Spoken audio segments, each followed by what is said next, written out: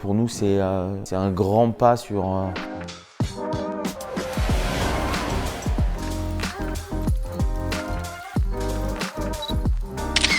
Antoine Cornic, 42 ans, skipper professionnel, un des anciens d'H-Training maintenant. Jean-Charles Lureau, alias Lulu, je m'occupe du bateau, je m'occupe des gars. Bonjour, Laurent Bellaride, 50 ans. Je suis avec Antoine depuis un peu le début de son projet, donc il y a 1 an et demi, je dirais maintenant, presque 2 ans. Je fais tout ce qui est composite, strat, peinture, anti-fouling, puis les navigations. Je pense qu'on a démarré H-Training en 2021.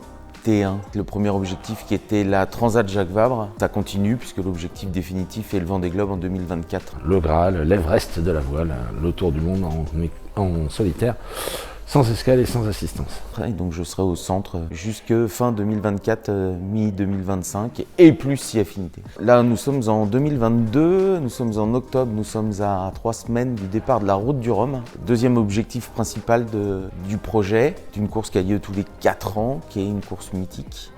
Pas la pression monte, mais on voit la masse de travail qui s'accélère et la préparation du bateau qui est bientôt finie.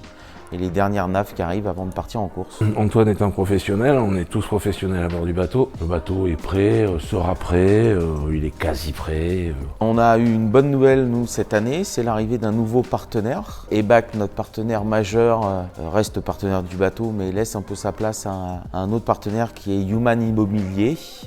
Et pour nous c'est un grand pas sur le côté professionnel, puisque ça nous permet de renforcer l'équipe, donc on a un peu plus de monde qui travaille, que ce soit au bureau ou sur le bateau. Une partie de l'équipe s'entraîne ici le matin, donc on essaye vraiment de créer ce microcosme autour de la société Cornic Sailing, qui est ma société. Avec l'arrivée de Human, ça professionnalise le truc et ça rassure aussi tout le monde, que ce soit EBAC ou tous les autres partenaires, comme quoi le projet ira vraiment au bout d'un Vendée Globe. Là, on est en fin de présentiel chez H-Training. On va repasser en visio parce que les naves vont s'enchaîner, donc je ne vais pas être beaucoup là. Mais Amandine nous envoie le programme de préparation physique qu'on fait à la maison. C'est un peu le quotidien des sportifs de haut niveau. Ça veut dire que de temps en temps, on est souvent au centre d'entraînement et puis on est aussi beaucoup partis. Et là, on va rentrer dans les 3 dernières semaines où on est beaucoup partis. Ça va surtout être là pour prévenir les blessures éventuelles pendant la course. J'ai pas du tout d'appréhension. Moi, je voudrais qu'il y ait beaucoup de vent au départ, parce que c'est des conditions que j'aime bien. L'objectif, en fait, il est de ne pas perdre l'objectif définitif. L'objectif définitif, c'est d'être au départ du Vendée Globe.